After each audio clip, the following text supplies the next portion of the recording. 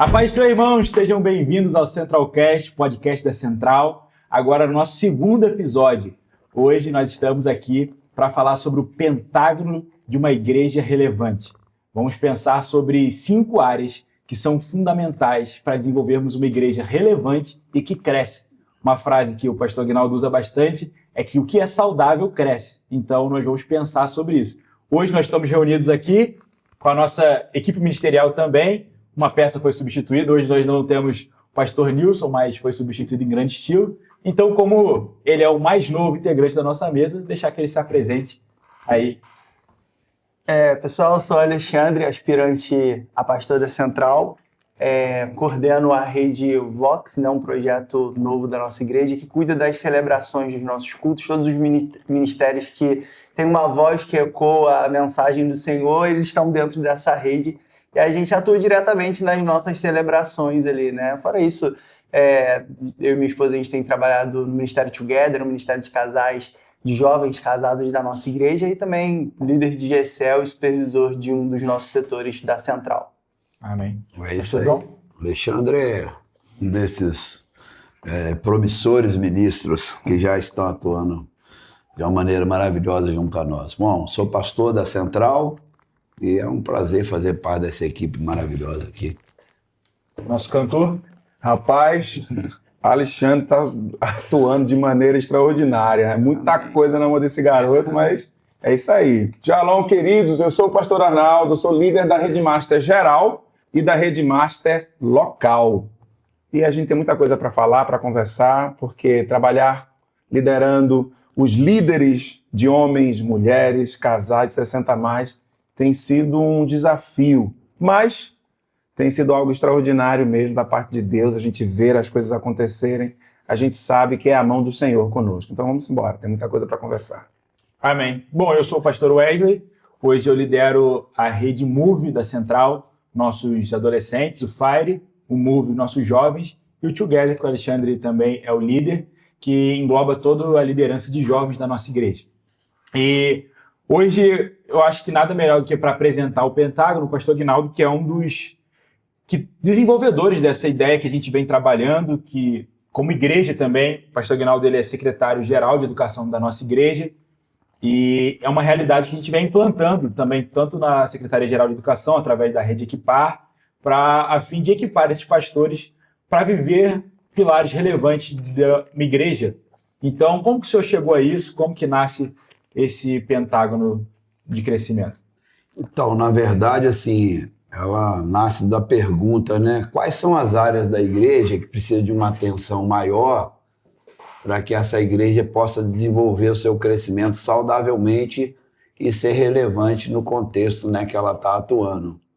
E essa pergunta, ela teve que achar resposta pontuais, né? Centradas, porque senão a gente não conseguiria trabalhar.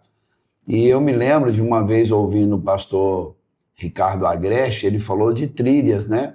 Então é uma estrada que ela tem 5 vias, né? No nosso caso, um pentágono. É uma estrada que ela tem 5 vias. Ou uma pista de corrida que 5 atletas vão entrar ali, ou uma pista de um campo de jockey que 5 cavalos vão entrar ali e vão correr nessa pista. Na minha visão, os 5 veículos eles precisam se desenvolver de uma maneira igual para que essa igreja seja saudável. Não adianta você ser muito bom numa área e uma outra área você ser deficiente, porque você pode desenvolver muito bem um setor de uma igreja, se tornar eficaz nela, relevante, mas deixar de atender outras áreas. Então, quando eu olho para o pentágono, eu vejo essa pista e vejo que ela precisa evoluir de uma maneira igual. Então, quais são essas 5 áreas que hoje eu julgo importante, tenho trabalhado com ela nos últimos 12, 13 anos, né? Desde 2012 eu tenho trabalhado esse pentágono. Primeiro, são as celebrações, porque as celebrações, ela, em muitas igrejas, é o cartão de visita, é por onde as pessoas chegam, né? É o ponto de encontro que separa aqueles que estão fora da igreja com aqueles que estão dentro da igreja. É o ponto de encontro que separa esses dois públicos. Então, se você for eficaz na celebração, você consegue unir esses dois públicos, quem está fora e quem está dentro, né? Então, celebrações inspiradoras, a gente vai conversar um pouco aqui, que comunica bem, né, com aqueles que estão dentro, mas com aqueles que estão fora também. A gente viu que era um setor importante. A outra é formação de liderança. Toda igreja ela precisa de equipes trabalhando em várias áreas. A Rede Vox, que o Alexandre ocupa hoje, é porque a Central hoje se organiza em redes ministeriais. São 3 redes que pegam as gerações, né? A Start, que trabalha com criança e pré-adolescente, a Move, como você explicou, trabalha com os adolescentes e jovens em seus diversos ministérios que tem dentro dessas 2 faixas etárias, e a Rede Master, que trabalha com os adultos. Aí a gente conseguiu organizar a questão geracional da igreja e, com isso, transicionar os departamentos para ministério, que é o que a gente está fazendo nesse sexênio nosso, né, eclesiástico dentro da Igreja Metodista Wesleyana. Mas nós vimos que outros ministérios, por exemplo, eles também atuam dentro da igreja.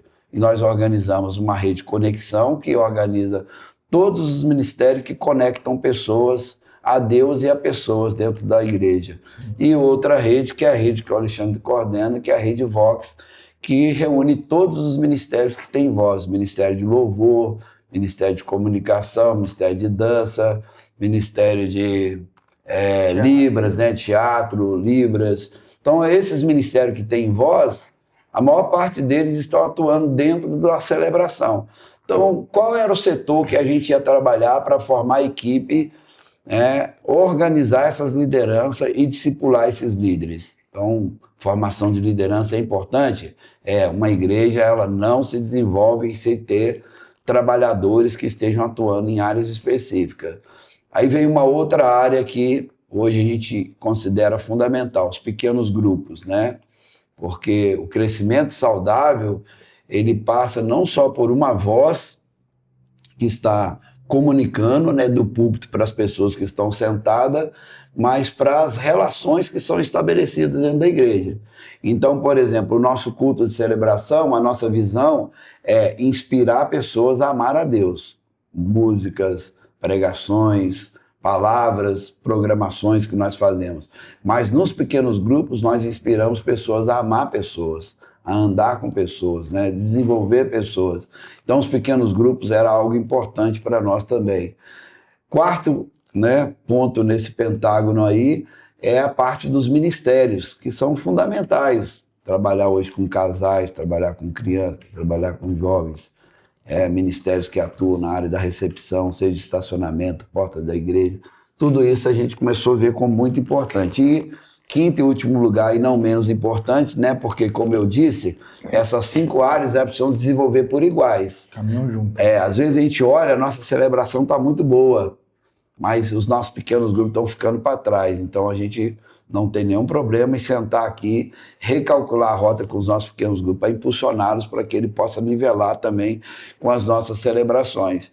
E, então, por último, e não menos, né, importante, é o discipulado, que esse ano a gente está dando uma ênfase muito maior do que os últimos anos na formação de discipuladores pessoais, criando, né, ambientes, né, de discipulado. O Alexandre, por exemplo, no discipulado, ele discipula todos os líderes de ministérios que estão dentro da Rede Vox. Ele tem uma responsabilidade de sentar com eles, desenvolvê-los, né, ampliá-los, multiplicá-los, torná-los saudáveis. Então, essas 5 áreas da igreja eu vejo como fundamental. Se você conseguir cuidar dessas 5 áreas, eu considero, né, que você vai ter um crescimento saudável e relevante, né? Até nossa primeira fala, apresentando a visão da igreja, a gente esbarrou em todas essas áreas que são aquilo que a gente tem encaminhado, aquilo que a gente tem acreditado, né? E pensando primeiro nas celebrações, no culto de celebração, nas celebrações em todos os aspectos, é um desafio muito grande, né? Eu acho que todos nós temos a oportunidade de pregar em outras igrejas e caminhar em outros lugares, e é difícil, porque não se tem um molde padrão, não se tem uma forma que é muito confortável, às vezes é muito prolixo, às vezes é muito demorado, e também às vezes não reúne o básico que precisa ser bem feito, ele não é bem feito. Isso torna, como sendo o carro-chefe de muitas igrejas, porque eu acho que até hoje na nossa igreja a gente recebe mais visitantes nos cultos do que nas células ainda. Com certeza. Então, por ser uma igreja no centro da cidade, hoje o nosso culto de 5h30, quinta-feira, é puramente evangelístico. Nós temos muitas pessoas que não são da igreja, mas... Então, ter um bom culto é muito importante, né? Mas a gente esbarra em muitos desafios. Um bom louvor, uma boa palavra, uma boa dinâmica. E, por exemplo, o pastor Arnaldo, que tem mais experiência com louvor, que é um dos maiores desafios. Como que a gente faz para, num culto de celebração, ser efetivo no ministério de louvor? Isso é importante demais, né? Eu sempre falo com todo o pessoal da área de louvor que eu trabalhei, do seguinte: se nós, pastores, a gente se preocupa com o que a gente vai falar a partir de um texto bíblico, o Ministério de Louvor precisa se preocupar com o que vai ser ministrado com canções que dão direcionamento às pessoas. Não é? Por exemplo, a nossa igreja, o nosso culto, a primeira palavra que as pessoas vão ouvir é musical. Né? Então, a igreja ela pode ser direcionada através do Ministério de Louvor. Aí, por exemplo, você falou a respeito do culto das 5h30, que é esse culto evangelístico, né? Esse culto que as pessoas estão indo lá, e eu acho que é um dos nossos maiores cultos, se não for o maior, né? E a gente percebe que as pessoas, elas precisam de um direcionamento. Então a gente sabe que se nós falarmos no louvor, por exemplo, sobre cura, libertação, a gente vai conduzi-las até o momento onde elas vão ser colocadas diante do nosso presbitério, do cultivo espiritual, onde vamos orar sobre eles. Então o coração já está sendo preparado para que eles possam chegar até esse momento com a sua fé, sabe? A gente costuma dizer que é o culto onde a gente exercita a nossa fé, né? Os músculos da nossa fé é exercitado nesse contexto. A gente sabe que o contexto de um culto de domingo, por exemplo, é diferente de um culto na semana, que a gente tem até um tema para ele, né? Então, a gente precisa entender que a linguagem que a gente vai usar musical, ela precisa ser também pastoral. Ela precisa conduzir o coração, né? E pensando nisso, eu escrevi inclusive o livro, né, Revitalizando o Ministério de Louvor e Adoração na Igreja Local, porque eu estava dando muitos workshops nas nossas igrejas e percebendo que eu não deixava material para elas, né? Então, assim, um amigo nosso, o pastor Newton Júnior, ele falou assim: pastor, escreve um livro, cara, porque aí você coloca esses direcionamentos para quando você dá o workshop, a pessoa ter esse material, né? Então, por exemplo, eu mando para nossa líder, a Vanessa, um texto bíblico daquilo que eu vou permear todas as músicas que eu vou usar. Nós vamos falar sobre a promessa de Deus. O texto é esse aqui é que vai discorrer, não é? E a gente vai fazer com que cada canção ela possa pensar na próxima canção, dialoga com a outra, para que todos possam entender isso, né? Fazendo uma pesquisa sobre isso antes mesmo, eu observei exatamente o que fez Lutero quando fez a reforma. Ele usou de músicas populares, colocou letras cristãs para anunciar o evangelho.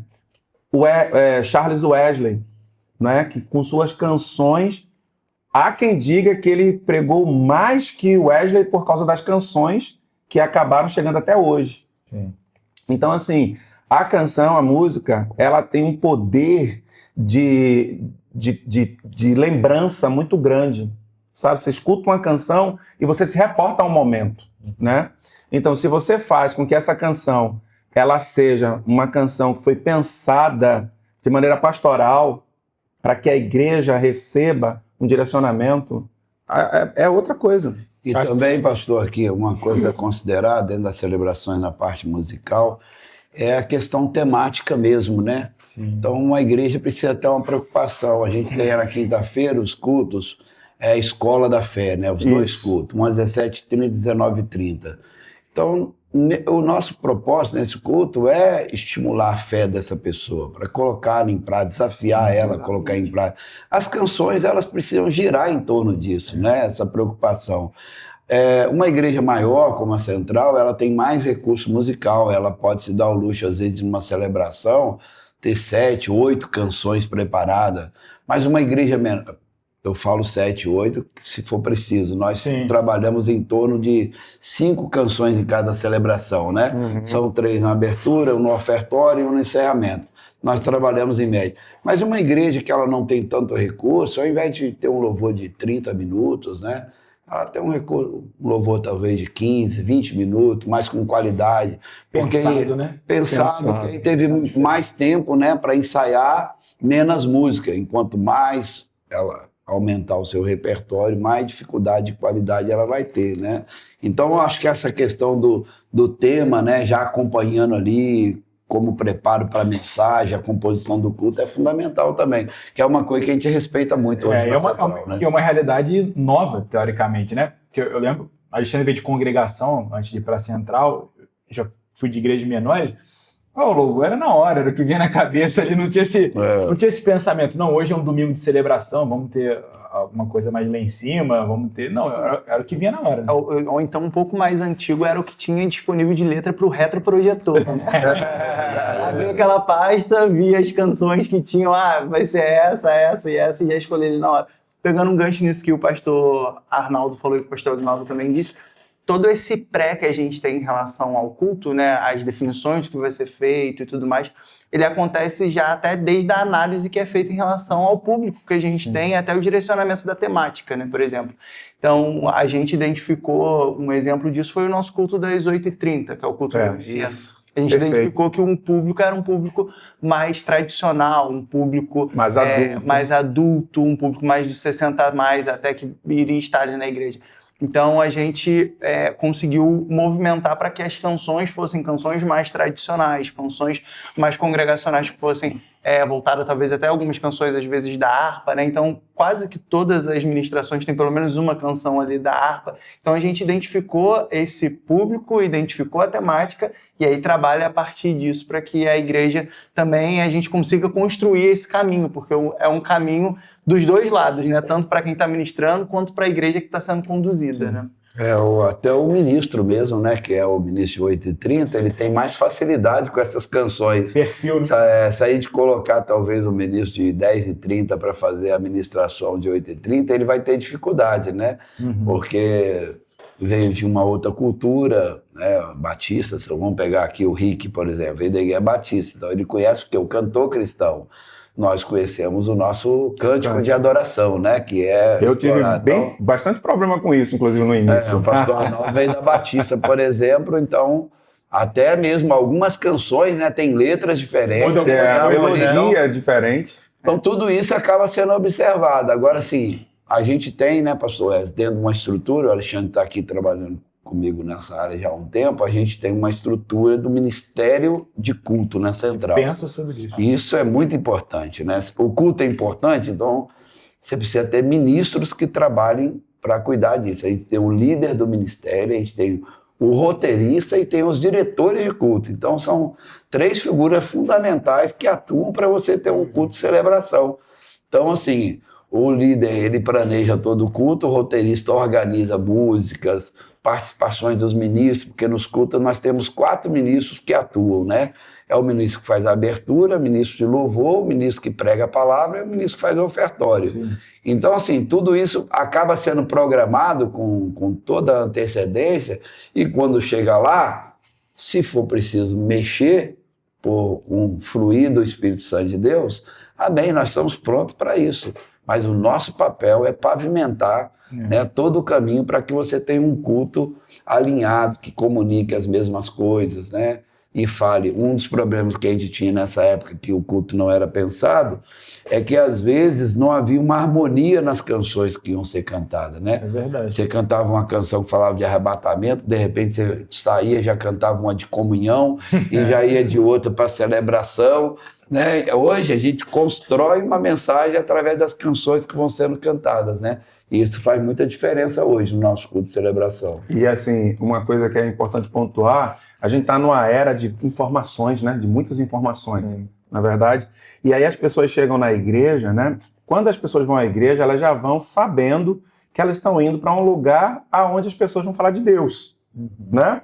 Ela não precisa ser crente. Ela está indo para a igreja, ela tem essa sensação, eu vou lá para ouvir falar de Deus, mas ela está com tantas informações, cara. ela viu várias coisas na internet, ela viu várias coisas no Outbus, ela viu várias coisas durante toda... Quando chega lá e as coisas estão organizadas, né? Não tem nada de supetão. Aí, como o pastor Agnaldo falou, várias vezes, quantas vezes a gente não viu o Espírito Santo fazer outras coisas? Né? A gente estava organizado, Alexandre, agora não dá mais para fazer mais nada, porque... Já estourou. Já estourou, né? Mas nós organizamos. Sim. Então, para essas pessoas que chegam cheias de informações, cheias de coisas, imagina, a gente está numa era que é importante pensar na organização.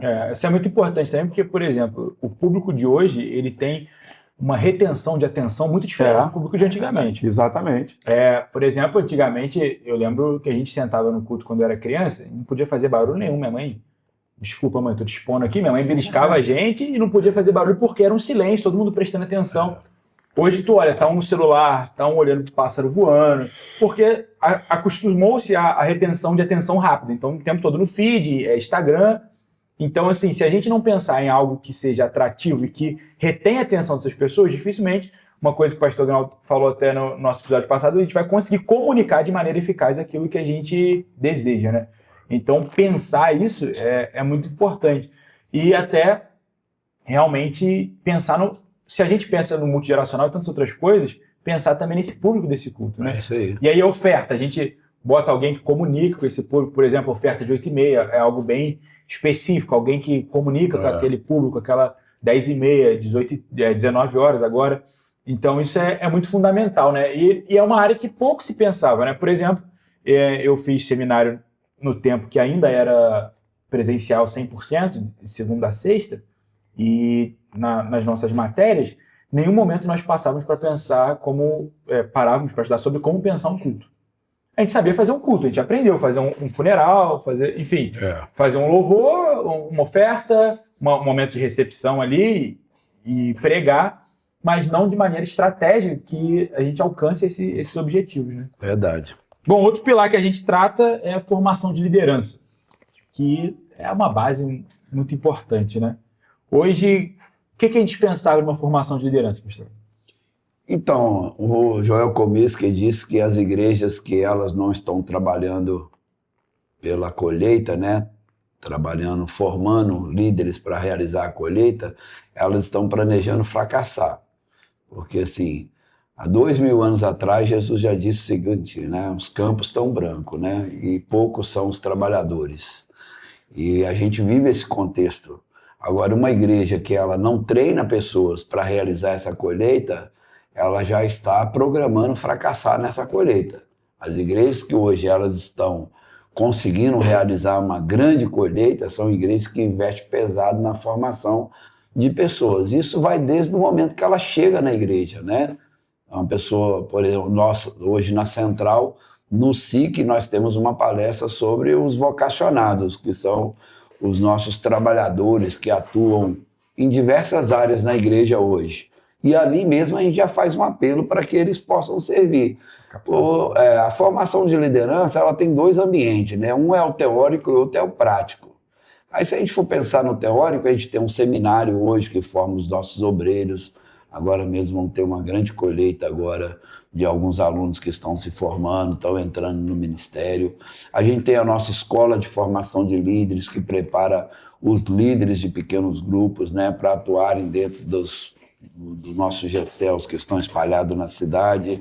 Agora nós estamos com a escola de discipuladores que estão treinando discipuladores pessoais para atuar. E a Secretaria-Geral de Educação da nossa denominação ela está investindo agora em capacitação dos líderes de ministérios, para que a gente tenha um ambiente que seja compartilhado com toda a liderança. Agora, além disso, nós temos muito como cultura, né, pegar os nossos líderes e levar para conferências e igrejas que estão vivendo, né, uma realidade exponencial, diferenciada. E esse ambiente também de vivência, ele faz muita parte. Às vezes eu vejo que uma boa parte de nós pastores estão berrando que nós não estamos levando a nossa liderança para um ambiente de vivência, para que eles possam experimentar, ver como é que se faz, né? A paixão que os outros estão fazendo. Sempre que eu chego num lugar e tem algo muito relevante acontecendo, eu tenho convicção, cara. Alguém veio antes e preparou esse momento, entendeu? Então teve líderes, trabalhadores que atuaram e você chegou lá, tá tudo no lugar para que tudo possa acontecer. Então a formação de liderança hoje, na minha perspectiva, ela é a pavimentação para uma igreja ser bem-sucedida. Então há muito tempo, né, pastor Arnaldo trabalha comigo já, um bom tempo a gente tem trabalhado junto, ele sabe disso, assim, raramente eu tenho dificuldade de líderes para atuar, né? Às vezes o que acontece é que o líder não está desempenhando o papel dele, ou por uma crise, ou várias questões, mas não falta quem às vezes faz o que ele deveria fazer. Vamos pegar um setor assim, às vezes, a junta diaconal, né? Ela tem ali a sua tarefa, o seu papel a ser cumprido. Às vezes você olha, não tem um diácono desempenhando, mas quando você vai ver, tem um irmão recém-chegado na igreja, tem um voluntário que está fazendo, tem um outro que está ocupando. Por quê? Porque essa igreja, de alguma forma, no investimento que ela faz na liderança, ela está inspirando, né? Então, esse convívio com os líderes, seja até mesmo além, por exemplo, assim, eu considero a nossa mesa de terça-feira um ambiente de formação de liderança. Com certeza. Né? A gente está ali, cada um compartilha suas experiências e com isso as pessoas estão formando. Eu tenho hoje o Tiago Sarres, que está em Teresina, pastoreando uma igreja nossa, que foi membro de uma igreja que eu pastorei, um líder que a gente teve o ambiente de formar, o Sadraque, que está numa igreja de Campina Grande, e o Fernandinho, que está em João Pessoa. Toda terça e quinta-feira eu tenho um encontro com eles online, né? Toda quinta-feira, 9 horas da manhã, está lá. Abre uma sala do Zoom e a gente vai, e aí, cara, como é que você está? Fiz igual, pastor, eu vi só fazendo lá. E em alguns momentos, outros momentos é criatividade deles, iniciativa deles. Então esses ambientes acabam se tornando ambiente de formação de liderança também, né? Eu acho que o senhor falou uma palavra-chave que é cultura. Eu não sei como é que era na Batista, que o pastor Arnaldo veio, mas na época da Assembleia, né? Como é que se escolhe um líder, né? O pastor olhava assim, porque quem é mais antigo, o Wesley não vai saber, tinha Assembleia. O pastor Arnaldo, não sei se chegou a conhecer isso. O pastor pegava 3 nomes, colocava lá e quem votasse. Mas qual que eram os 3 nomes? O pastor estava aqui, eu acho que o Alexandre é um bom líder. O que ele já fez? Não sei, eu acho que ele é um bom líder. Então, simpatizava. Era esse ambiente de... Tem cara, né? Tem cara. Líder, né? Acho que o carisma que vencia, né? Até porque era a votação da igreja. E a igreja votação era carisma, né? Era carisma. Então não tinha essa cultura de formação, né? Eu não sei se já chegou a liderar em votação assim, né? Eu cheguei a liderar uma vez que eu fui votado pro Ministério de Comunicação, né? Mas assim, eu tinha um total de 0 comprometimento naquele ministério na época, mas por votação. E não por formação, né? E eu acho que o ambiente de formação, ele é muito inspirador. Então, a gente trabalha hoje na cultura, né? Todo líder ele tem a responsabilidade de formar um sucessor, né? Quando um líder escolhe caminhar sozinho, ele gera preocupações imediatas em nós, né? Primeiro, a perda é muito grande. E segundo, porque todo sucesso sem sucessor é um fracasso. Então, qual que é a maior responsabilidade de um líder hoje para nós? É formar outro líder. Essa é a responsabilidade número 1 dele, é formar outro líder. Mas quem é que vai trazer as pessoas para o ministério, para o GECEL, ou para o setor dele? Rapaz, é esse líder que ele está formando, entendeu? São as pessoas que estão lá. Se ele não multiplicar em outro líder, nenhum outro vai multiplicar. Eu vejo uma questão também, além da formação, a questão da disponibilidade, né? Que foi o que o pastor Agnaldo falou em relação a que sempre vai ter alguém ali que vai cumprir aquele papel. E eu lembro quando o senhor veio para a Central e o senhor fez uma reunião com a liderança, foi até no templo, o senhor pediu para todos os líderes ou que atuasse diretamente com um tipo de liderança estivessem ali para aquela reunião. Era uma reunião de alinhamento. E aí, na época, eu não era líder, mas era um dos ministros, né, de louvor. E aí, o senhor pediu para os ministros estarem também. E aí, ali, o senhor trouxe uma palavra muito sobre a questão de disponibilidade, que quem não tem disponibilidade, Deus vai levantar outro para fazer. Com certeza. Aquela palavra veio no meu coração, que eu nunca tinha ouvido aquilo. E eu pensei assim, como assim Deus ele vai levantar outra pessoa? Mas tinha um altar ali no meu coração que eu achava que eu era da supremacia, Insubstituível, né? Insubstituível. E eu pensei assim, não, Deus, ele me ama e ele me quer fazendo. E assim, totalmente imaturo, né, ainda, né? E sem compreender, de fato, o que era o ministério. E aí ali virou uma chave na minha mente, porque o Senhor foi mostrando dentro da palavra todas as vezes que Deus fez isso. E aí eu vi que realmente era pela disponibilidade da pessoa e que a obra é do Senhor. E se Hoje ele estiver disponível, Hoje eu li na minha devocional, né? Jesus falou, ó, se alguém quer ser meu discípulo, negue a si mesmo, né? Tome sua cruz e segue-me. Se quiser, cara. Né? Se você não quiser, cara, outro vai ser um discípulo. Eu acho que essa é uma guerra desse evangelho da hipergraça, né? Que é uma figura de que Jesus está desesperado pelas pessoas. Isso aí. Fica comigo. Mas agora Jesus está falando para os seus discípulos, ó, fala para a multidão, vocês estão me seguindo pelo motivo errado, se vocês quiserem, pode ir embora, vai embora. Aí vai todo mundo, aí ele vira para os 12 e fala, e vocês? Quem de vocês vai embora agora? Então, assim, não é um apelo de desespero, né? A igreja... eu aprendi isso também com o pastor Aguinaldo, que a igreja não está desesperada procurando líder. Não, Deus vai mandar, a gente está... É ele que envia, né? Então, ele mesmo fala, né? Ora para que Deus envie os trabalhadores.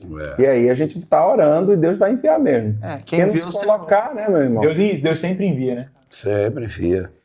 Bom, o próximo passo, né, que a gente tem desse pentágono é os ministérios, que eu acho que é uma mesa que a gente tem muita propriedade para a gente falar que todos nós somos líderes de ministérios.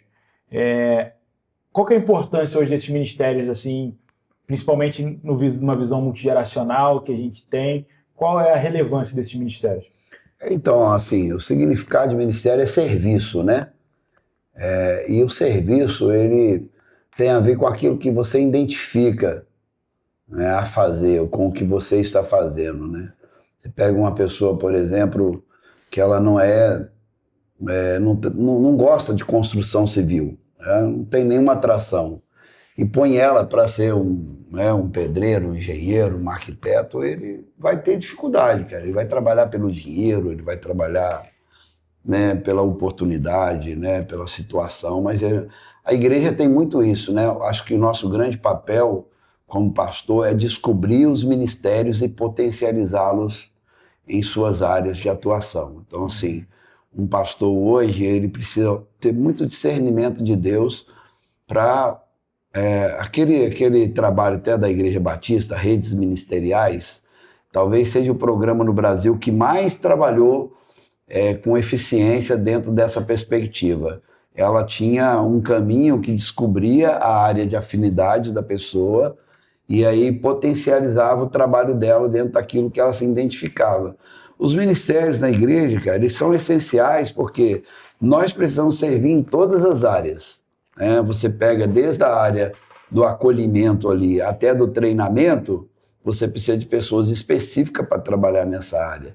E os ministérios, eles possibilitam pessoas de fazerem aquilo que elas têm afinidade e se sentirem bem naquilo que está fazendo. Agora, se você olhar para uma igreja hoje, ela tem várias necessidades. Ela tem necessidade de quem trabalha com crianças. Então, o ministério é importante? Porque se eu não tiver ali pessoas que amam fazer aquilo que eles estão fazendo, essas crianças não serão bem cuidadas, treinadas, potencializadas, educadas. Nós temos pessoas que trabalham hoje com casais. A gente vive hoje uma grande crise, né, a minha concepção, porque houve uma época que a necessidade, ou as necessidades do ser humano, elas não eram tantas. Por exemplo, assim, um homem como casava, um jovem quando casava há 30 anos atrás, cara, ele sabia qual que era o papel dele no casamento. Ele estava pronto para casar. O mínimo que ele sabia ali, que ele já tinha que entregar, era prover o lar. Era o básico. Era o básico. Uma mulher, por exemplo, por que a gente fala assim, quando uma mulher cozinha bem, até hoje a gente vê, está pronta para casar? Isso era muito usado antigamente, né? Muito mais do que hoje. Ou seja, ela aprendeu todas as obrigações do lar. Hoje, cara, o cara casa sem saber qual que é a responsabilidade dele dentro do casamento. A mulher casa sem saber qual que é o papel dela e ela vai para a igreja. E, de repente, isso começa a estourar em conflito conjugal. Se a igreja não tem um ministério que oferece a esse casal um ambiente de cuidado, de treinamento, de percepção, até mesmo de restauração, esse casamento vai acabar. Então, hoje, as necessidades, eu estou falando de uma área, né, que é a necessidade do ser humano. Antigamente, por exemplo, o Alexandre falou aqui das projeções, né, do retroprojetor. Hoje em dia, você sabe o quanto é importante a comunicação visual, né? Nós somos uma geração hoje que somos guiados pelo audiovisual. Estamos aqui gravando por causa disso. Gravando por causa disso. Exatamente. Então, as necessidades, elas mudaram muito. Se a igreja não tiver ministérios fortes atuando nessas áreas, ela vai ter dificuldade de poder romper as barreiras dos números, da relevância. Você pega uma igreja hoje que ela faz um trabalho eficiente nas redes sociais, cara, assim, o serviço que ela presta dentro de uma cidade, de uma comunidade, de um universo digital, né, que não tem fronteira, é relevante, né? A gente fala sempre a pastores, a gente tem os nossos indicadores, né? Vocês conhecem muito bem, são os nossos 6 indicadores: número de frequência no culto, número de visitantes de primeira vez, número de conversões, número de batismo, número de receita, número de pequenos grupos, né? Aí você pega, por exemplo, o indicador: meu número de visitantes na primeira vez está pouco, é baixo. Por que está baixo? Aí a primeira conclusão é a seguinte: porque os membros não estão convidando as pessoas para vir para o culto. Mas esse é o único meio que nós temos hoje de atrair as pessoas para o culto? Não. As redes sociais hoje é uma ferramenta para atrair as pessoas. Os nossos ministérios são muito fortes. Então você pega uma igreja hoje que ela tem um ministério forte na área de comunicação, que ela está, né, gravando vídeo, que ela está comunicando com a necessidade do momento que ela está indo. Essa igreja, ela vai ser relevante, ela vai romper a barreira do crescimento ali, vai crescer e vai crescer saudavelmente. Então os ministérios são essenciais, hoje ao extremo. Eu algumas vezes termino no momento conectar, de descer com o pessoal para a sala, algumas vezes perguntando como que a pessoa conheceu a Central. Ela falava que conhecia pela rede social, pelo Instagram, ou procurei no Google alguma igreja para ir e apareceu aqui a Central. Então, assim, é uma forma que esse meio digital, ele serve de forma evangelística que vai atrair a pessoa até a nossa celebração e que vai ser essa porta de entrada para a gente conseguir alcançar essa pessoa. E não tem jeito, né? Chegou para ficar. E uma frase que o Ramon usou, que eu achei muito legal, ele disse, a rua mais movimentada no mundo hoje se chama rede social. A gente lá em Xerém, ainda, o William veio para a igreja exatamente por causa do Facebook. 10 anos atrás, né? Era Facebook ainda. Facebook ainda. E então, assim, a gente é realmente algo extraordinário viver, não é? Nessa época, onde a gente pode comunicar bem, né? Porque comunicação é quando o outro realmente entende o que você está falando. E com essa questão dos ministérios, que podem abrir essas portas para o cuidado pessoal, né? Porque, como o pastor Agnaldo falou, né? Ministério é servir. Mas servir o quê? Servir a quem? Né? Eu não sei de quem é essa máxima que a gente sempre usa, que o senhor trouxe, que é a excelência, ela honra a Deus e serve as pessoas. Então, assim, como é que eu vou honrar a Deus se eu não consigo servir as pessoas? Né? Então, assim, os ministérios, a gente vê que é essa porta de entrada aonde as pessoas elas serão cuidadas pessoalmente, onde elas serão atendidas pessoalmente. E amanhã elas vão ser as próximas portas. É um lugar de ativação também. Essa área, né, mexe um pouco comigo, então fala um pouco demais nela, né? Assim, todo ser humano, né, ele já nasce com 2 sensos, né, de utilidade e pertencimento.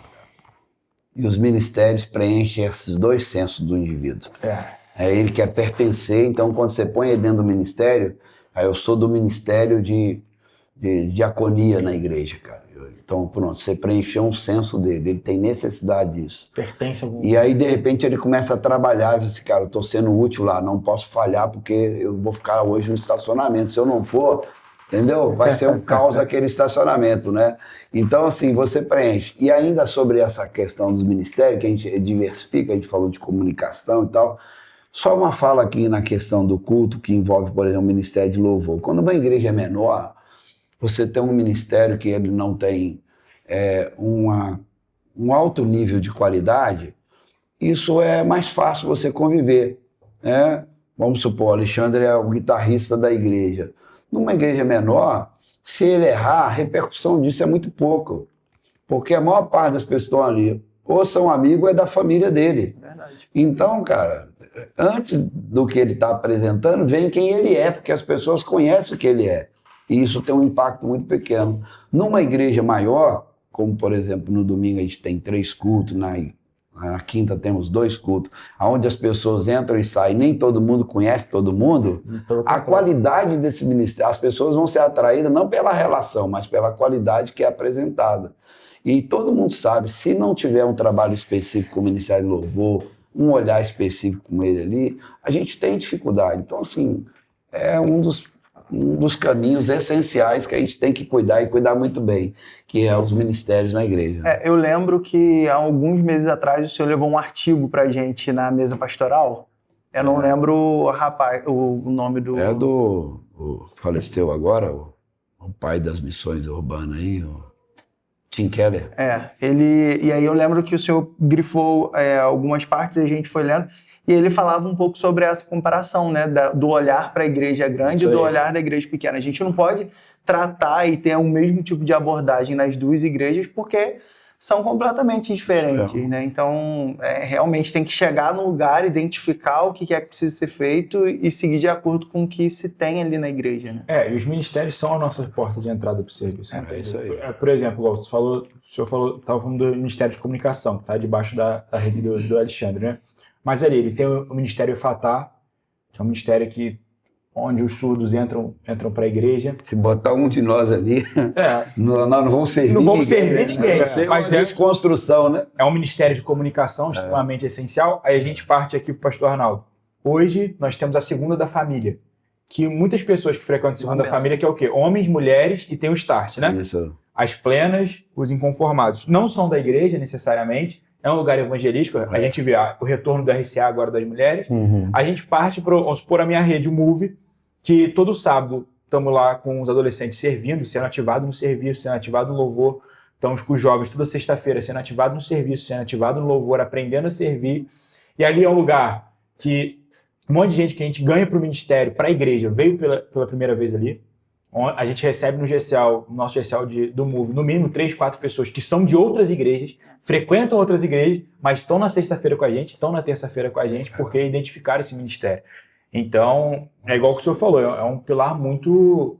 É uma porta de entrada que não só recebe, mas cuida e ativa também. A gente tem a questão do Together, né? Esses 3 anos que eu e a Larissa, a gente lidera o Together, a gente sempre procura em fazer os nossos eventos muito diferentes, né? Para poder realmente atrair e fazer com que tenha essa porta de entrada chegando. E a gente trabalha com o discipulado paralelamente para poder ali discipular os casais. Mas uma das coisas que a gente percebe muito é essa quantidade de visitantes que você tem. E aí eu lembro que a Larissa uma vez chegou em casa e falou assim: amor, você não vai acreditar. Estava na manicure, e aí a manicure falou assim: pô, eu vi no Instagram esses dias algo muito interessante de uma igreja falando sobre um talk show que teve para casais. Pô, o nome do Instagram é Together. Ela disse, lá da minha igreja. Aí ela, é da sua igreja? Quando tiver outro, você me chama, porque eu achei muito legal. Então, assim, acaba que a gente consegue ter esse atrativo, né, de conseguir. No Ministério do Together, ano passado, a gente teve 2 casais que estavam amaziados, casaram. Nós recebemos 2 casais na igreja. Então, assim, os ministérios são muito fortes, né?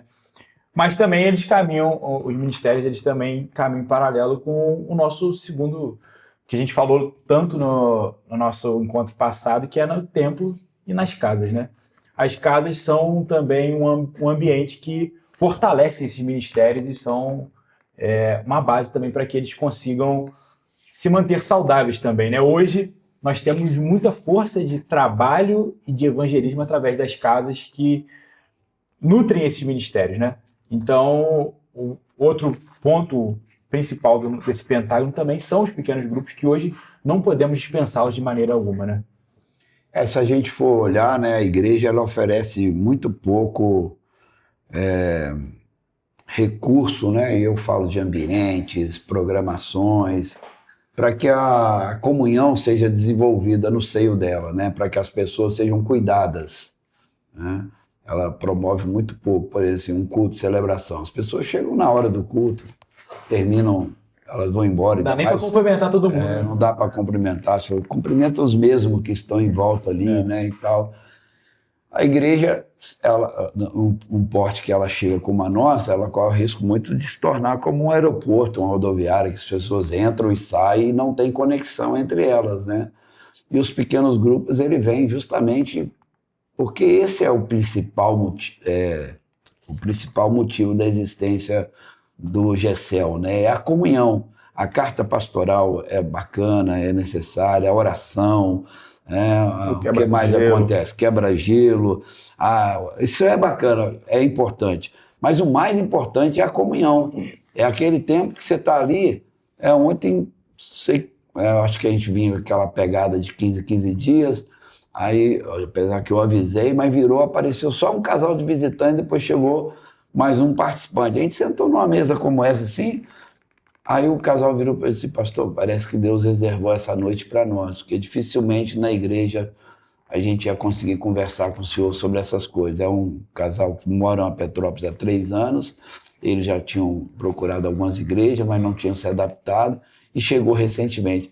Então, assim, eu considero os pequenos grupos importantes pelo desenvolvimento do relacionamento.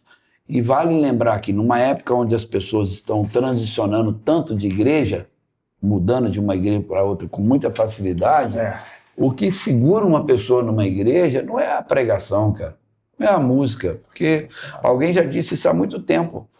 Porque senão, se abrir na cidade uma igreja que tem uma pregação melhor do que a sua, uma música melhor do que a sua, eles vão migrar, porque eles estão em busca do melhor. Então, o que é que segura uma pessoa na igreja, né? Para que ela possa criar raízes? É justamente os relacionamentos. Isso aí. Durante muito tempo a gente trabalhou com uma perspectiva errada. Tem que fechar a porta dos fundos, porque está chegando, mas está saindo também. Eu sempre fui contrário a isso desde que eu aprendi, né? Jesus nunca fechou a porta dos fundos, você citou aí mesmo, né? Quem quiser ir pode ir. Vai embora a multidão, foi embora, aí os discípulos, e aí, vocês não vão também? Parece que eu estou vendo Jesus ali, põe a mão na maçaneta, abre a porta, aponta o caminho e fala: os outros já foram, vocês não vão também não? Então Jesus nunca fechou. Então qual que é a resposta? E não pode fechar também porque tem gente que tem que sair, irmãos.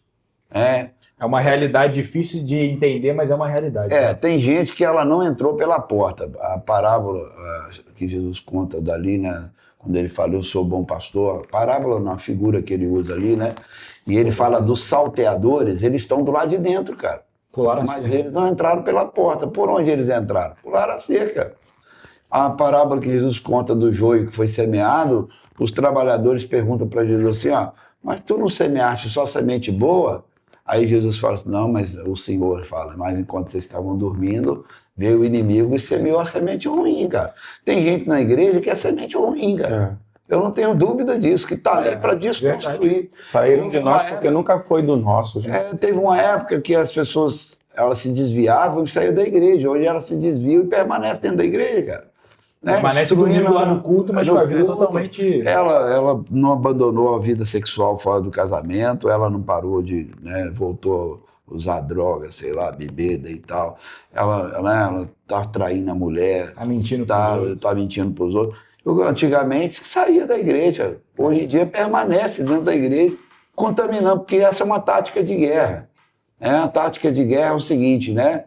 Não é matar o cara, às vezes, é ferir ele. Porque se ferir, no mínimo, um outro soldado vai ser ocupado para carregar ele. No mínimo um. Porque não pode abandonar o companheiro. Aí o cara, em vez de estar combatendo lá, né, o inimigo, ele está cuidando do cara que está ferido. Vê se não é isso que acontece dentro da igreja, às vezes.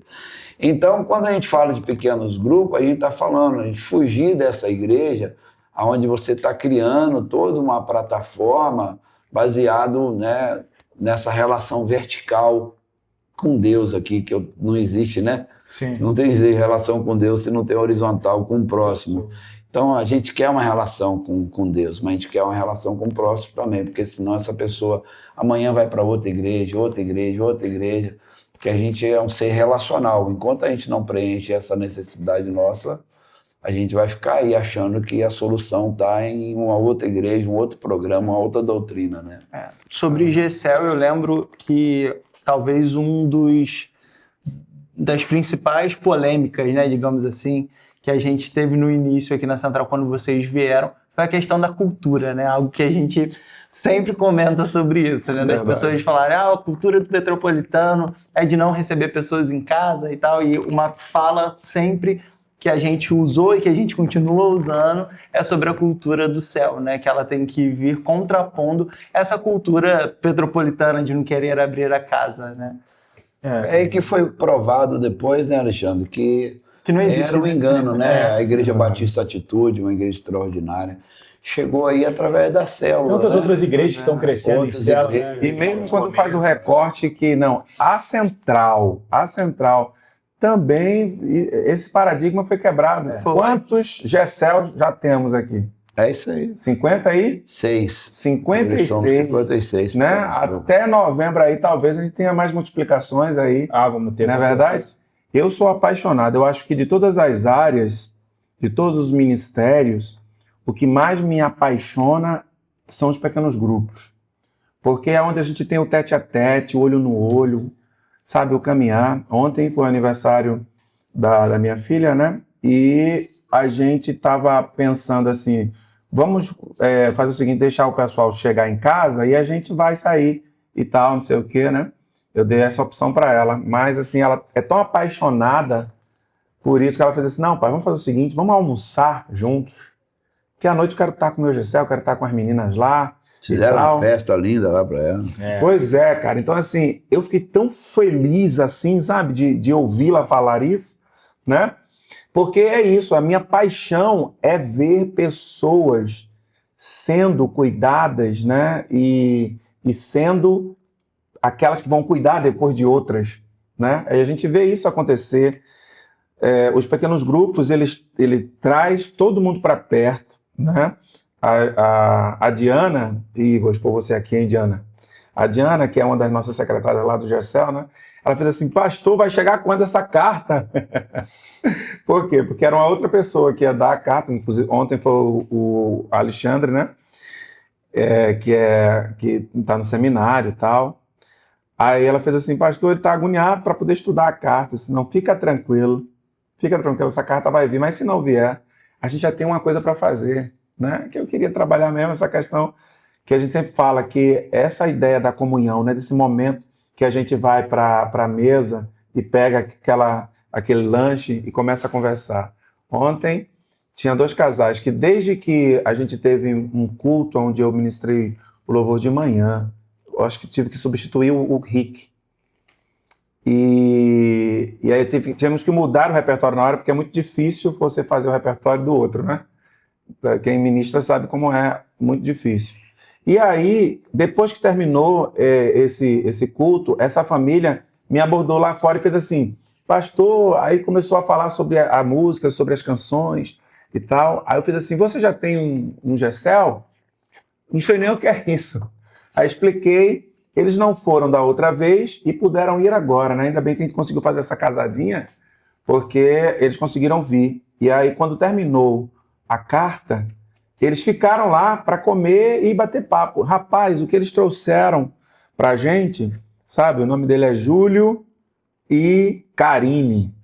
E eles trouxeram, assim, algumas situações, algumas coisas, e o quanto eles estão apaixonados pela igreja, né? Então, naquele momento ali, eu não fiquei só em ver aquele casal depois do final do culto. Mas agora eu estou ouvindo a história deles. Próximo, né? Próximo, inclusive vai até faixa preta aí, de uma arte marcial, que eu não vou nem dizer o nome, porque eu esqueci agora. Mas a gente sentou e tal, e assim, eles estão dispostos, como ele mesmo falou, e a Karine, esposa dele, nós estamos dispostos a viver o Evangelho de Jesus, porque eu já tentei várias vezes, pastor, mas eu não tinha vergonha, ele falou isso, essas foram palavras dele, eu não tive vergonha na cara, mas agora eu quero, e poxa vida, que bom saber que a gente pode caminhar junto aqui, né? Não tem evangelho sem pessoas, né? É isso aí. A imagem do nosso GECEL, ontem a gente terminou o GECEL, a gente usa esse espaço que a gente está gravando para fazer o nosso GECEL do MU, E aí tava chovendo, eu falei, não, vou dar carona pra todo mundo. Mas meu carro cabe em 5. Resultado, fomos em 9. 3 na frente, 6 atrás. Mas assim, Bom demais. um ambiente de comunhão, de graça, de todo mundo ali. E isso é pessoas, evangelho é isso. O testemunho do Alexandre também ganhou o irmão dele no GCL, batizou, casou. Quantos anos tu é crente? Minha vida é 30 anos. 30 anos. E agora, depois de 30 anos, irmão, na célula, ele ganha o irmão para Jesus, batiza a família. Isso não tem explicação, né? Isso é o poder dos pequenos grupos. Verdade. Que, por mais que não goste, é incontestável como que... Os frutos, né? Os frutos disso, né? E o pequeno grupo está muito relacionado ao nosso último tópico do Pentágono, que é o discipulado, né? Verdade. Caminham muito juntos, não tem... O pequeno grupo acaba em que? Discipulado. É isso aí. Que acho que a gente sempre, que eu tenho pensado muito sobre isso, compartilhado muito sobre isso, que é a coisa que Jesus mandou a gente fazer. É isso aí. No fundo, assim, a gente falou de celebração, a gente falou de culto, mas o que Jesus mandou a gente fazer mesmo É discípulo. é discípulo. E que é um desafio, né? O Danilo fala que o discipulado é o elo perdido na história do cristianismo, né? Em algum momento a gente se distanciou tanto, e ainda mais nessa característica dessa geração, né? Egoísta, hedonista, busca pelo prazer próprio, e o discipulado ela é uma ordenança que visa cuidar do próximo, né? É quando a gente sai do nosso lugar para se colocar no lugar do outro e levar essa pessoa para um outro nível. No discipulado a gente trabalha 3 áreas na nossa vida, que é a área devocional, né, de como é que nós estamos relacionando com Deus, o tempo que nós investimos nesse relacionamento. Nós trabalhamos a área relacional, de como essa pessoa está relacionando com aqueles que são liderados por ele, com seu líder, com a sua esposa, como ele está relacionando com dinheiro, com poder, né, com o reconhecimento do seu trabalho. E a terceira área é a área ministerial. É esse desafio nosso. Hoje eu sou um discípulo, mas amanhã eu quero ser um discipulador. Hoje eu estou sendo servido, amanhã eu quero servir também alguém, né? Então, trabalha isso e vai desenvolvendo o discípulo. E aí é interessante como é o meio que a gente tem de tornar as pessoas melhores. O agente é o Espírito Santo, né? Ele que é o agente provocador de toda mudança, mas nós somos o instrumento que Deus usa. Não foram aos anjos que foram incumbido a missão do discipulado, foi a nós. Então, toda vez que nós nos isolamos em nós mesmos, nas nossas necessidades, e não nos envolvemos em fazer isso com o próximo, nós estamos pecando, porque o discipulado ele é uma ordenança de Jesus e é o crescimento saudável, né, da igreja. Não adianta você montuar um monte de pessoas lá, religiosas, no mesmo lugar. Agora, se você começa por um discípulo, esse discípulo se multiplica em outro e outro, alguém fez as contas aí, se nós assumíssemos mesmo o discipulado, nós cristãos, em 30 anos o mundo inteiro estaria convertido. 30 anos. Bom. Se eu discipulasse o Alexandre multipulasse o Arnaldo e o Arnaldo discipulado. Então, no outro ano eu discipulo, além do Alexandre, eu discipulo o outro. Em 30 anos nós teríamos discipulado todo mundo, que hoje são quase 8 bilhões de pessoas, né? 7 bilhões e pouco. E os números, eles são reais. As empresas até estão usando uma dinâmica aí. É o seguinte, se eu te der para você R$1 que vai se multiplicar todo dia, né, e te der 1 milhão que não vai se multiplicar mais, o que você escolhe? Aí o cara fala assim, eu quero 1 milhão, é óbvio, né? Só que em 10 anos, esse R$1, ele já se multiplicou em mais de 1 milhão, né? Então, assim, o discipulado, cara, é o caminho que Jesus nos ensinou. A impressão que eu tenho, às vezes, quando alguém rejeita a cultura do discipulado, é que ele está querendo ser melhor do que Jesus, cara. Um líder melhor, porque Jesus, sendo Jesus, escolheu o discipulado, cara. Exatamente. É o Então, por que eu vou achar que eu vou botar um monte de gente sentado num banco de igreja e vou pregar para eles e eu vou ter mais resultado do que Jesus, cara? Né? Se ele é o Filho de Deus, escolheu, ao invés da multidão, o discipulado, por que eu vou estar correndo atrás da multidão? É a minha briga, às vezes, com um pregador itinerante, né? Que ele prega para a multidão e não discipula ninguém, às vezes, né? Ou então o líder que ele está preocupado em encher uma sala, mas durante a semana ele não investe num relacionamento com ninguém, né? Então, sim, o discipulado é essencial hoje para um crescimento saudável da igreja. E estamos aí 2000 anos depois. Fruto do discipulado, né? Fruto discipulado. Do método de Jesus, né? Fruto discipulado do E ao mesmo tempo gera uma atenção para a gente em relação a esses números que o pastor Aguinaldo falou, né? Se em 30 anos a gente iria conseguir levar a mensagem para todo mundo, então a igreja tem falhado em cumprir esse papel de discipular pessoas, né? Ou seja, é um ponto de atenção que realmente não só a nossa igreja, mas a igreja mundial, né? A igreja universal, ela precisa estar atenta em relação a isso para fazer mais discípulos, para que a gente apresse a vinda do Senhor. Né? Uhum. E é claro que, discipulado é uma coisa que nos expõe, né? É claro que discipulado é uma questão onde a gente acaba sendo quem realmente somos. Mas isso traz equilíbrio para a gente, né? Isso faz a gente prestar atenção no que nós estamos fazendo. Sim. Isso faz a gente ser mais atentos, né? Observar até mesmo aquilo que a gente não deveria fazer. Ser mais responsável. Ser mais responsável, né? Isso, o discipulado, ele é tanto benefício que o discipulado traz, não é? Que a gente fala muito sobre maturidade, né? A gente já sabe que maturidade não tem a ver com idade e tal. Só que, pensa comigo, quem era mais maduro que Jesus? Então, se você viver um discipulado para se parecer com Cristo, isso não é a maturidade mais real que o outro pode ter? Se parecer com o mestre, né? É a melhor coisa. Melhor coisa. Não, eu testemunho de ontem, né? Eu estava conversando com a minha esposa sobre alguns passos que eu quero dar com algumas pessoas que têm discipulado. E aí, programando esses passos, eu falei com ela, nossa, eu tenho que melhorar nisso aqui. Porque para cobrar isso aqui, eu preciso melhorar isso aqui, eu preciso ser mais exemplo. Isso é maravilhoso, né, cara? Então, assim, o discipulado te coloca no desafio de... você, né? Cara, eu preciso parecer mais com Jesus nessa área para que essa pessoa olhe para mim e fale assim, é alguém que eu quero... É isso aí. Que eu quero Ele é uma via de duas mãos, né? Você está trabalhando com a pessoa, mas você está sendo trabalhado também. Né? Da mesma maneira que a pessoa cresce, você cresce muito no discipulado, né? É uma reciprocidade desse relacionamento. E eu acho que dos temas, todos crescem muito juntos, mas esse a gente tem que focar muito, né? Porque eu, nesses anos, poucos anos de vida, mas muitos anos, todos eles na igreja, eu começo a ouvir discipulado de 2016, 2017 para cá de maneira pesada e intencional.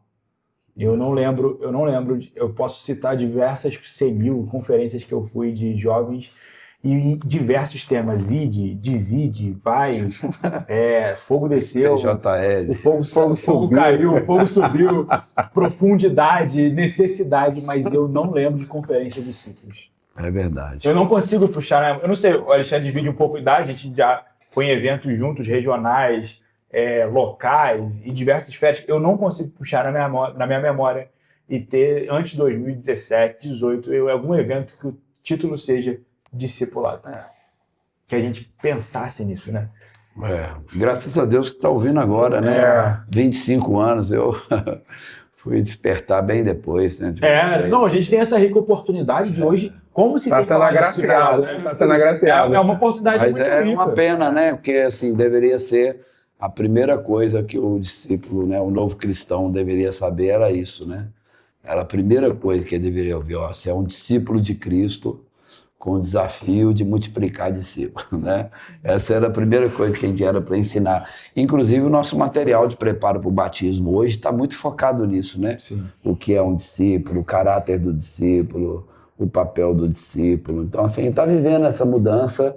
Eu acredito que é o último movimento que a gente vai viver como igreja antes da volta de Cristo, né? Isso vai preceder a volta de Cristo, porque eu creio nisso. Eu também acredito nisso. Né? A igreja do primeiro século, né? Que nos trouxe até aqui, que vai levar essa igreja até Jesus, né? Santa, irrepreensível, né? Pastor, vamos caminhar para o fim, mas se o senhor pudesse deixar, baseado nesse pentágono também, mas sobre tudo isso que temos pensado, um direcionamento para quem nos ouve, tanto quanto membro da Central, ou pastor, ou qualquer um que de outra igreja tem nos assistido e que percebeu a realidade de pensar sobre isso, um recado para eles? Então, nós, assim, durante muito tempo, né, a gente trabalhou muito como uma igreja de desenvolvimento natural, né? O que é uma igreja de desenvolvimento natural? Ela tem muito pouco processos, trilhas, e isso acaba deixando muito pouca intencionalidade naquilo que faz. Sim. Se você observar o nosso modelo de igreja até aqui, foi a escola que eu aprendi, e o nosso modelo de igreja até aqui é o seguinte: você é treinado para poder realizar cultos, né? Fazer visitas, né? E esperar o resultado. Nós nunca tivemos um trilho de consolidação do novo convertido. Você prepara ele para o batismo, mas depois do batismo você põe ele dentro da uma classe de escola bíblica dominical na igreja com todo mundo e espera que ele amadureça, cresça, desenvolva, né? Você, como você disse, elege um líder, põe ele na frente de um departamento, de um ministério e espera que ele faça um bom trabalho, mas não dá a ele um treinamento, não tem um acompanhamento, né? Não tem um discipulado com ele. Então, uma igreja de desenvolvimento natural. E o que é pior ainda, pastor Wesley, durante muito tempo, em algumas igrejas nossas, centrada numa única pessoa, né, que é o pastor titular. É tanto que quando, às vezes, substituía o pastor, você ou acabava com a igreja, né, ou então colocava ela com grande dificuldade de se adaptar, porque ia vir um outro, com um outro estilo, uma outra cultura, e essa igreja tinha o desafio de se encaixar dentro dela. Agora, a proposta, né, hoje do Pentágono do Crescimento é justamente uma igreja que ela seja um corpo, né? Ela seja um corpo. Os ministérios faz dela um corpo, os pequenos grupos faz dela um corpo, né? Até o culto de celebração que eu inseri, porque ele é importante como cartão de visita, ele só se cumpre através dos ministérios. E o discipulado se torna uma marca dessa igreja, né? Uma qualidade que essa igreja vai viver ali. Então, assim, hoje o nosso desafio, né, na Central é justamente essa transição de uma igreja de desenvolvimento natural e às vezes centrada num personagem para uma igreja, né, de muitos membros e atuando através dos ministérios e organizado em pequenos grupos. Eu deixo aqui uma palavra que talvez nós estejamos diante do momento mais importante dessa igreja para que ela viva não dentro de um tempo de alguém, mas do tempo de Deus para ela como um corpo, né, que está se movimentando dentro de uma cidade e que tem o objetivo de alcançar coisas muito maiores, né? Amém. Alexandre, como alguém que tem liderado nesse tempo, vivido isso, o que tu falaria para esse pessoal? Sobre os 5 pilares que a gente tem, sobre uma palavra para Pentágono. encerrar, sobre tudo, e tudo também sobre esse pensamento de que precisamos caminhar com esses pilares para cumprir uma missão que o Senhor Jesus só está esperando a gente. Eu acredito que essa questão do nivelamento ali, né, de nunca deixar dos passos ali do Pentágono para trás, eu acho que é o principal ponto de atenção que a gente precisa ter. Sempre conseguir ter esse panorama geral. Opa, a celebração tá boa, mas o discipulado tá fraco, eu preciso investir no discipulado. O GCL tá fluindo bem, mas as celebrações não têm sido assertivas, eu preciso ter um olhar para a celebração. É trabalho, ter um olhar para a igreja, entender que a gente precisa desenvolver e crescer e fazer aquilo que o Senhor espera de nós e aquilo que o Senhor tem para nós, né? Para que a gente possa cumprir a missão do Senhor, cumprir o ir de fazer discípulos e principalmente fazer com que vidas elas sejam não só transformadas, mas que elas sejam equipadas também, porque foi o que a gente falou aqui muito, né? Essa questão de equipar as pessoas, de formar líderes, vai ser toda essa base para esse crescimento em todas as outras áreas que a gente vai ter.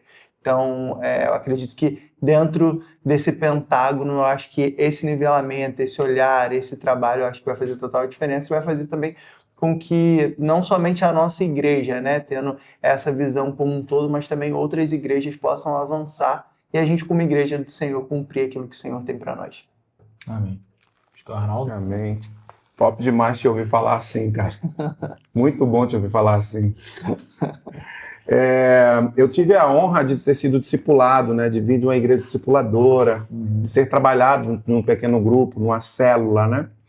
Então, assim, eu já vim com um coração muito voltado a servir, e a servir em qualquer lugar que a igreja estivesse precisando. Eu acredito que isso tenha sido por causa do discipulado. Eu escuto muitas pessoas dizerem isso. Por que você não reivindica? Porque gente, a igreja é de Jesus. O que Jesus quer que eu faça, eu estou fazendo.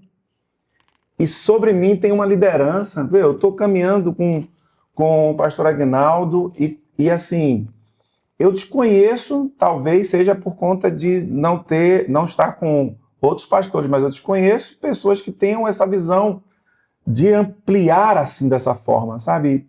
E de fazer o outro também ser ampliado. Então, eu só consigo entender que você só vai ser disponível para a igreja se você deixar ser discipulado. Porque senão você vai ser disponível para o pastor Aguinaldo, vai ser disponível para a denominação, disponível para o cargo. Eu tenho certeza que Deus já encheu, sabe? Quando ele diz assim, eu não quero esses sacrifícios, cara. Eu quero o teu coração.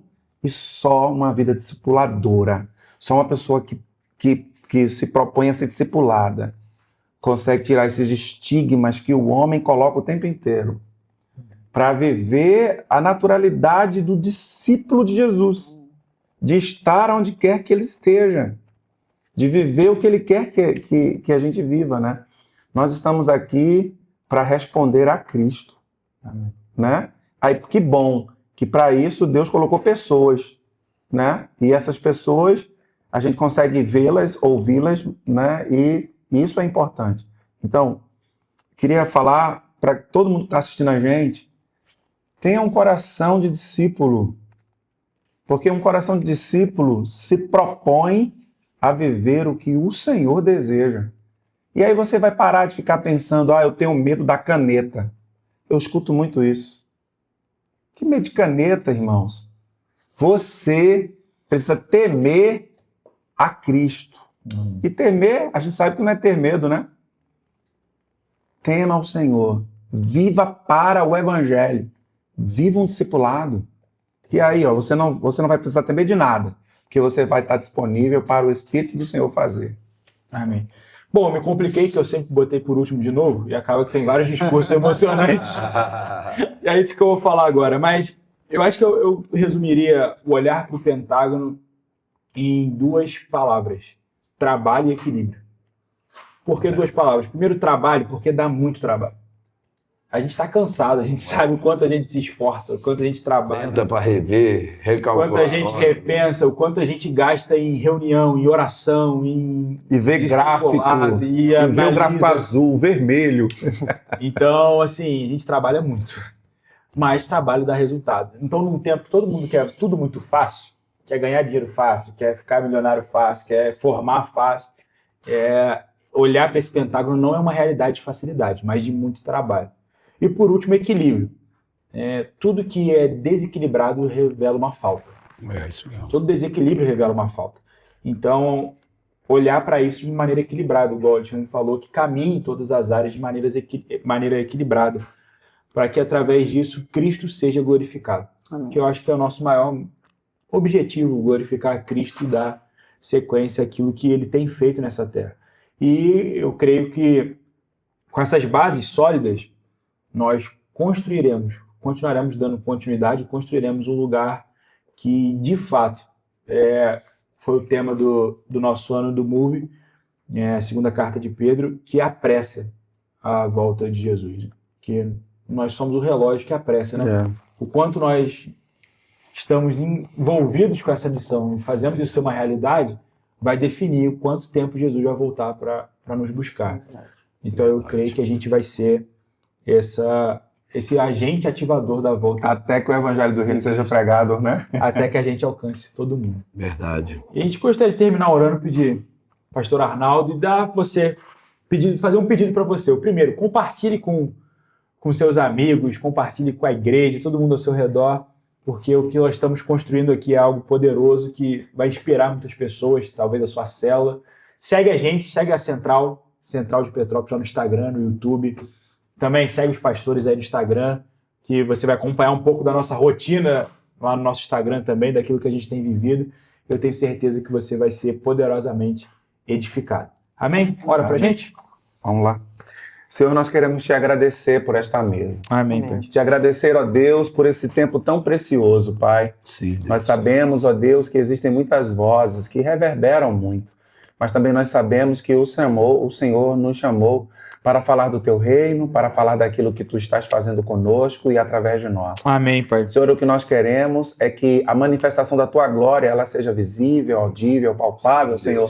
Nós queremos, ó Deus, para a glória do teu nome, Senhor, ser a resposta da oração do aflito. Nós queremos, assim como nós vamos agora trabalhar o abraço urbano, nós queremos estar nos lugares que o Senhor, ó Deus, Sim, Deus. nos deseja estar. Amém, Pai. Nós queremos ser o abraço, a voz, o aperto de mão, o toque, Senhor, para aqueles que o Senhor deseja. Amém. Então, ó Pai, nós estamos aqui, ó Deus, para também usar desta plataforma para glorificar o teu Amém. nome. Sim, Deus. Obrigado, Senhor, por ter nos chamado e por estar nos capacitando. E que o nosso coração seja sempre o coração do discípulo. Amém. em Jesus. nome Para a de glória do Jesus. teu nome, em nome de Jesus. Amém. Amém. Amém, amém. Glória a Deus.